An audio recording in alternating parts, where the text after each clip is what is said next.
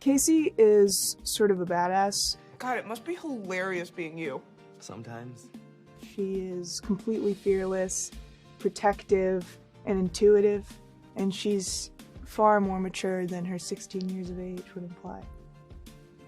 Hi, I'm Brigette Lundy-Paine, and I'm here on Halloween as Keanu Reeves from The Matrix. I fell in love with the script right away. I'd been wanting to play a queer teen for a while, and I'd been looking for that in a character, and when I read the Atypical pilot, I knew right away that that was the part that I'd been trying to find. My brother's autistic. I think people who watch this show and have autism as a part of their family are very grateful for it, because a lot of the time autism is presented as something that's like troublesome for a family or something that is weighing them down, and even though it's an extra hurdle for a family to have to learn how to live with autism in their lives, autism is a beautiful thing at the end of the day.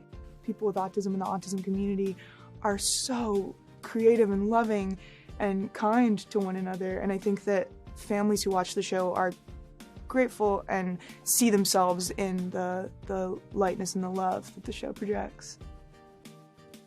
I think Casey and I have a lot in common, but she's also sort of like everything that I wanted to be when I was young. I was never as athletic, for one, as Casey. She's in incredible shape, and I ran a 16-minute mile. But she's funny and cool, and in ways that I never was in high school, but at the same time she has a certain like toughness, and her base and her love for her family is very much me. Casey and Izzy's relationship is so cool. I've worked my ass off to build this team, and we don't need any drama. I don't want any drama either. Don't care. Just handle yourself. I mean, I think my favorite part of it is how, like, mean Izzy was to Casey at first, and how, like, they really have to get over that with each other, and, like, the attraction grows out of, like, the strength of these two people. That they really are, like, drawn to each other in such, like, a powerful way. But I also think, like, it's such a challenge to play a storyline like that, especially because it really echoes the storyline from season 1 and ongoing with Elsa and the bartender. So that's been, like, really interesting. It's like, what is Casey gonna do? Is she gonna do what her mom did? Is she gonna let that happen with how much she hates Elsa? But yeah, you just have to wait and see. I really love Zahid and Sam's story. I find that to be such a beautiful friendship, and they take it in the strangest directions too. But especially this season, it gets weird. I love anything Jenna Boyd, who plays Paige, does. I think she's absolutely brilliant and hysterical, and is willing to go there in a way that not many people are. Sven and Magic, the two male Gentoo penguins at the Sea Life Sydney Aquarium. They courted each other and built a nest. Aww, cuties. One that I think about all the time is in the season he shows Casey these two penguins, these two gay penguins, and he goes, "Oh yeah, you're like Sven and Magic." She's like, "Who?" "Sven and Magic, the penguins at the Sydney Zoo. I just wish they could have come up with better names."